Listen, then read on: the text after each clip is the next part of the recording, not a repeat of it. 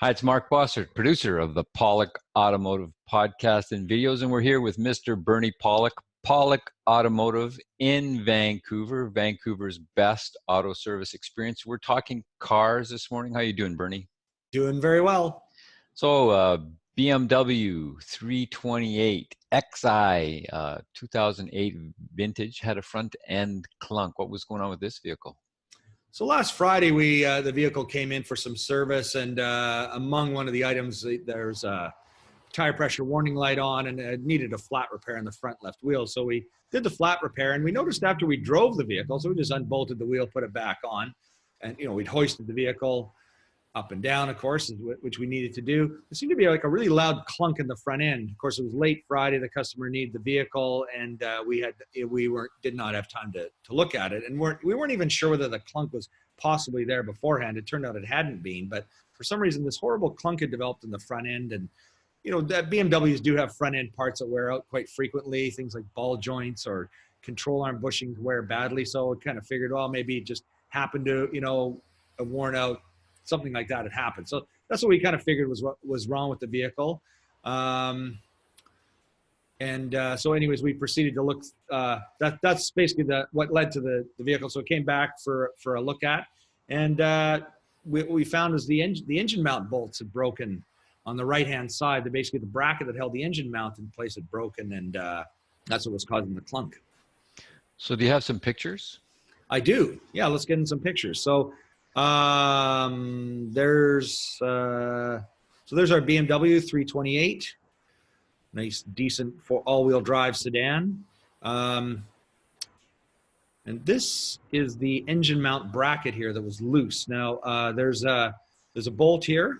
That's the yellow indicates the bracket. This is actually with the assembly redone. But what we found when we did the inspection on the vehicle, no loose front end part. Surprisingly, we found the heads of the bolts lying on the vehicle splash pan. So these are 3 of the 4 bolts for the engine mount. You'll see they're actually all broken, and the 4th bolt was nowhere to be found. It had worked its way loose at some point. So these are all aluminum bolts, and obviously aluminum is not as strong as steel, which explains why they cracked, which explains that at least why they're broken, because a steel bolt would not break like this, but aluminum certainly will.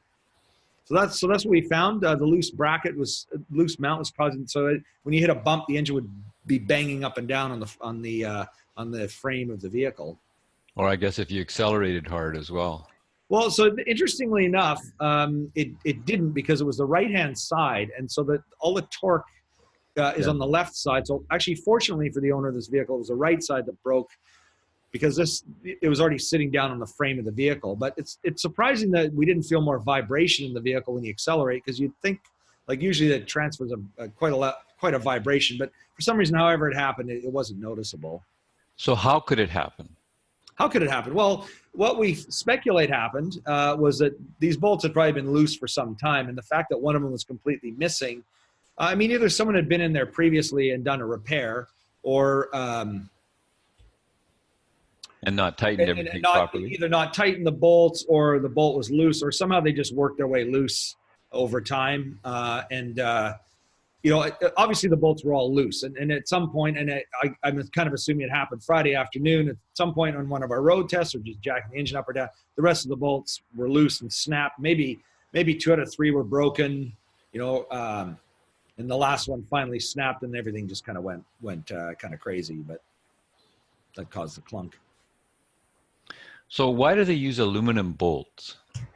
That seems kind of crazy. You're right. It does seem kind of crazy, because aluminum is it's such a lightweight material compared to steel, but it's really all lightweight is the reason why they do it. And so when you consider a car, how many bolts there are that, in the engine and it's in various spots, there's got to be several hundred pounds worth of bolts. So if you could reduce half of them, aluminum bolt, it's like featherweight. It's really interesting holding these bolts, because we bought a package of new bolts from BMW, and there's 4 of them in a bag, and they weigh.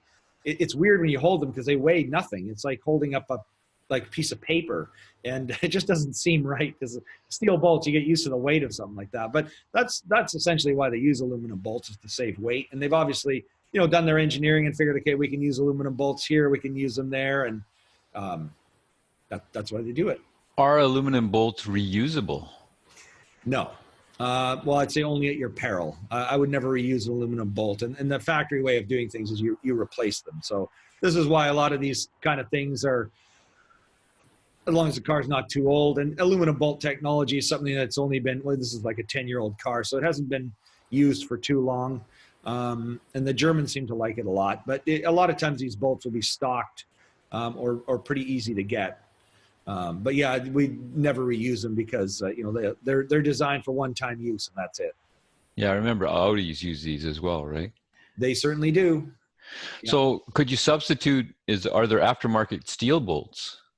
Oh yeah, you could use a steel bolt. I mean, the threads are all standard types of metric threads. You could just get the right thread pattern and use them. We just, in this case of this repair, just chose to get the bolts from BMW. They're easy to get.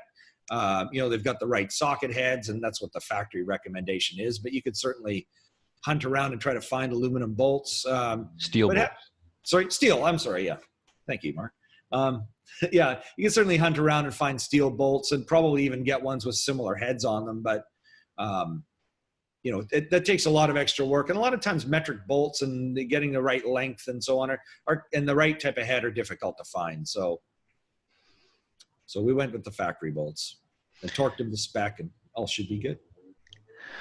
So with a completely loose right side of the engine, basically, that sounds like a pretty bad thing. Did any further damage occur from this issue, or could it have occurred in the future?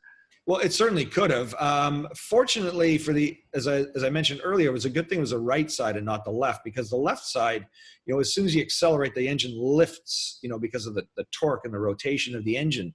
So usually at that point, you get much worse damage, like things like the radiator fan. Being a BMW, it may have a fan or some pulleys that'll hit on things. But being the right-hand side, I guess reverse is where it's a risk, because if you accelerate hard in reverse, the engine will jump up. But in this case, fortunately, nothing else got damaged. So that was a good thing. But it certainly can. And a broken engine mount is a pretty serious thing. It can cause a lot of extra costly issues to occur.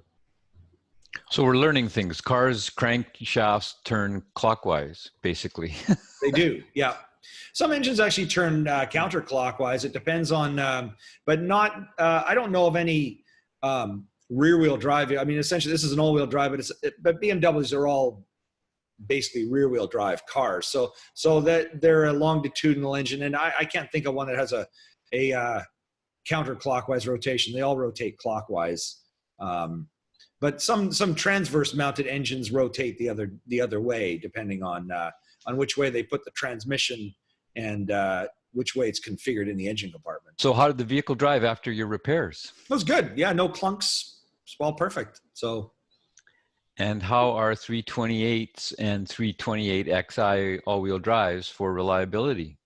Well, they usually need a few more repairs than your sort of average vehicle. Their oil and coolant leaks develop on these after time.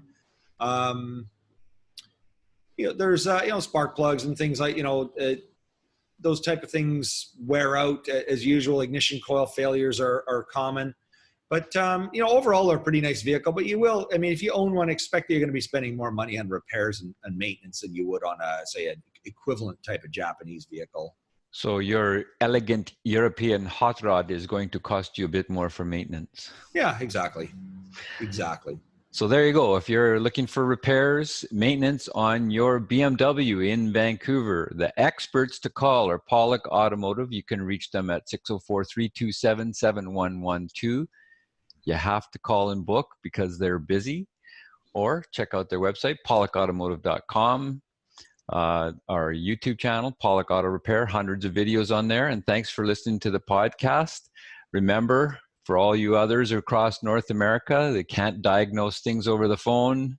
We are not experts over the phone. We have to see your product in order to be able to give you an accurate diagnosis. So if you're in Vancouver, we'd love to talk to you. Thanks, Bernie. Thanks, Mark. And thanks for mentioning that. It's much appreciated. Thanks for watching our podcast.